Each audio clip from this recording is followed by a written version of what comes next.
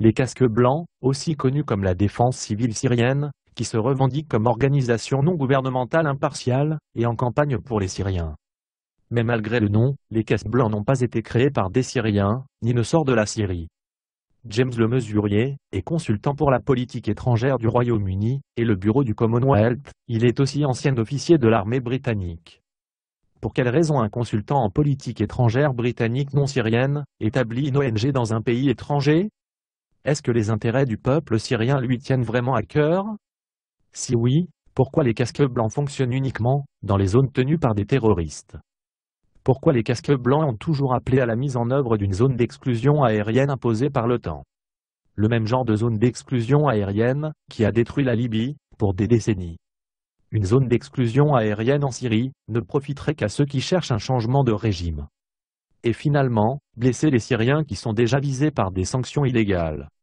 Le fait est que les casques blancs ne sont qu'un outil de propagande pour l'administration américaine et britannique, afin de justifier une action militaire contre le gouvernement syrien.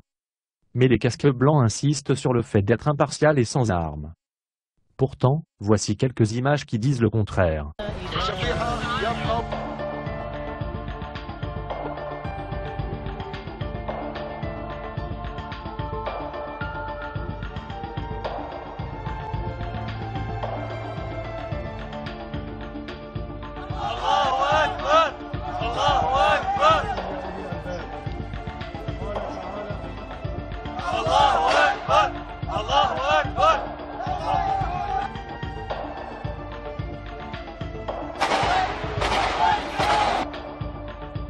Voici où ça devient intéressant.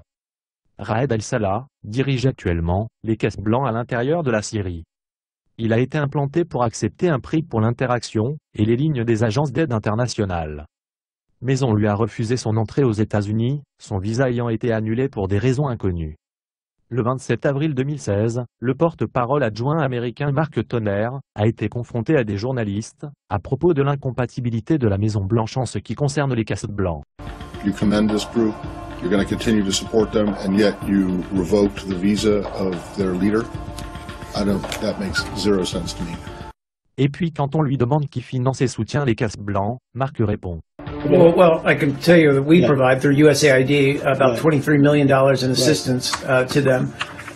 23 millions de dollars. Attendez une seconde, ce sont pourtant des casques blancs qui sont, je cite, farouchement indépendants et n'acceptent pas d'argent des gouvernements. En fait, nous avons vu le contraire. Un groupe qui n'est manifestement pas syrien, pas impartial et non indépendant, qui est en plus armé et très certainement sectaire. Peut-être que les casques blancs ont été mis en place pour faciliter les exécutions. Des exécutions comme celle-ci.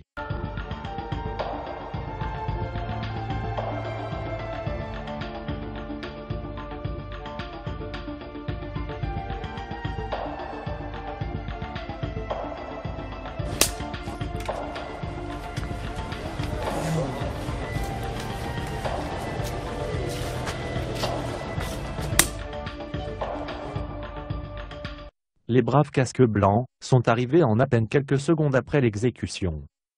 Comme s'ils étaient en attente, prêts à récupérer le corps. Des casques blancs et des ONG, ou simplement Al-Qaïda avec un lifting. Voici comment ils se décrivent, dans presque tous les rapports qui sont produits sur les casques blancs, qui montrent une sorte de stratagème de marketing. Ils affirment être des gens ordinaires.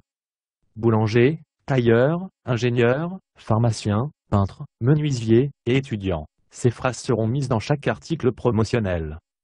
En fait, ils prétendent être là pour sauver tout le monde, indépendamment de leurs origines, et que c'est avant tout l'âme d'un être qu'ils sauvent, et pour l'humanité et la solidarité. Tout cela vient de leur site web. Quand je veux sauver la vie de quelqu'un, je ne me soucie pas s'il est ami ou ennemi. Ce qui me préoccupe, c'est l'âme qui pourrait mourir. Les casques blancs interviennent principalement après les attaques aériennes du gouvernement.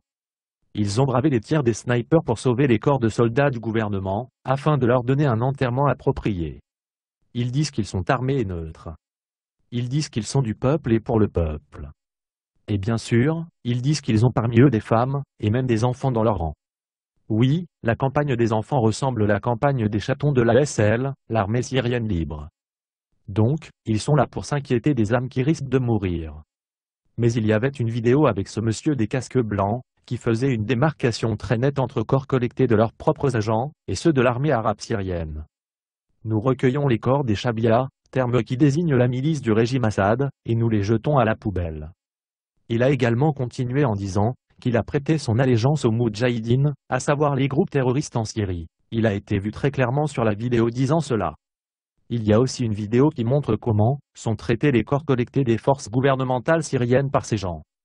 Ils n'ont aucun respect contrairement aux déclarations des casques blancs affirmant le contraire. Les corps sont jetés dans un camion, leurs bottes leur sont retirées, et probablement réutilisées. Nous avons donc des casques blancs, qui prétendent être les premiers intervenants humanitaires, se tenant au-dessus de ces corps, effleurant le signe V, victoire. Ceux-ci n'adhèrent certainement pas à leurs revendications d'impartialité.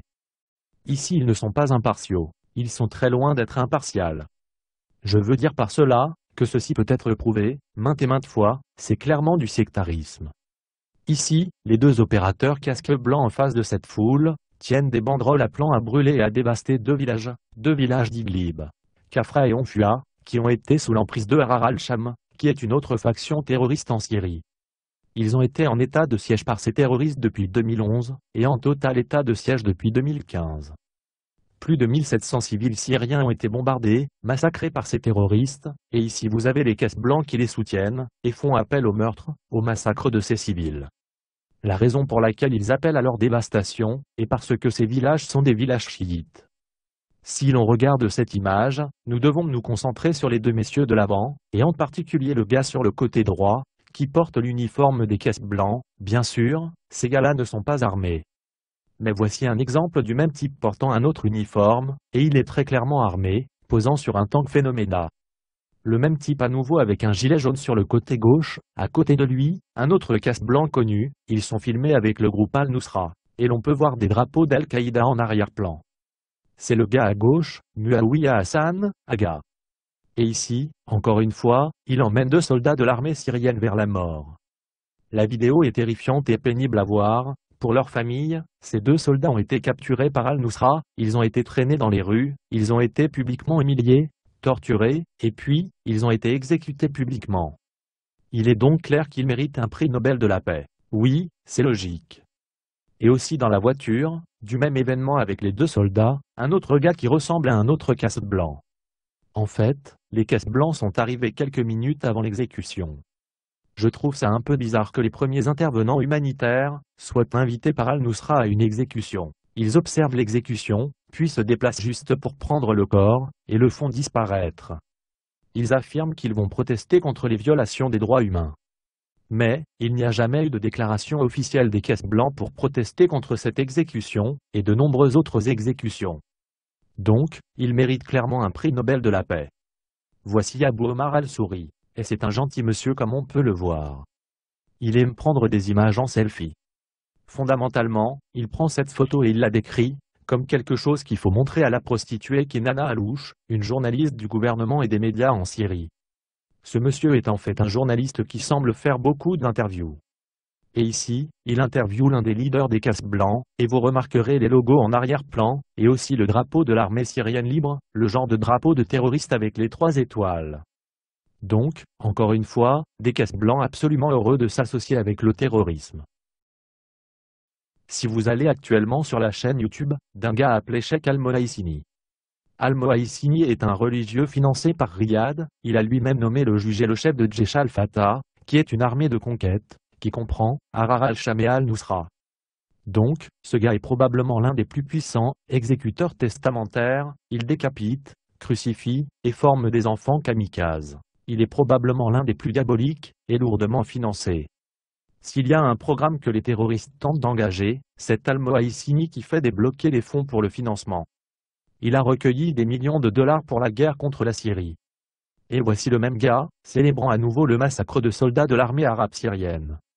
On revient aux journalistes, et il continue à interviewer plus de casques blancs, qui réitèrent « Ce que nous faisons est si dangereux. Nous prenons des risques, nous sommes impartials, nous sommes neutres, nous sauvons tout le monde sans distinction. » Ils répètent ce slogan et cette ligne de promotion qu'ils ont, et pourtant, ils parlent à quelqu'un qui est en vérité l'attaché de presse du leader de l'organisation terroriste en Syrie. Mais ils méritent un prix Nobel de la paix. Bien sûr, le ministère des Affaires étrangères britannique fournit le financement pour cela. Notre peuple en Syrie, c'est leur hashtag. Et ils travaillent à renforcer l'opposition modérée. Mais je pense que nous avons démontré qu'ils n'ont absolument rien de modéré. Nous pouvons les appeler les bourreaux modérés. 19 millions de livres qui vont au financement des organisations terroristes sous une bannière humanitaire. Beaucoup de gens ont fait des recherches considérables, passant sur un grand nombre de comptes des caisses blancs, ils les ont pris sur le fait qu'ils suivent en majorité les comptes d'Al-Nusra et ISIS sur Twitter, mais aussi certains comptes saoudiens, bien sûr, l'un des bailleurs de fonds de la guerre contre la Syrie, mais aussi soutenus par les États-Unis à hauteur de 23 millions de dollars. Ici, ils sont heureux à nouveau brandissant des drapeaux de l'armée syrienne libre. Heureux de défiler avec Al-Nusra. Et financé à hauteur de 4 millions d'euros par la Hollande. Cela est récent. Mais, ils méritent un prix Nobel de la paix. Cette organisation n'est pas l'organisation humanitaire qui est présentée par les médias. Et nous payons pour cela, mais le peuple syrien paie de leur vie. Pour chaque fois que nous soutenons cette organisation, nous apportons indirectement plus de dévastation en Syrie, une plus grande effusion de sang.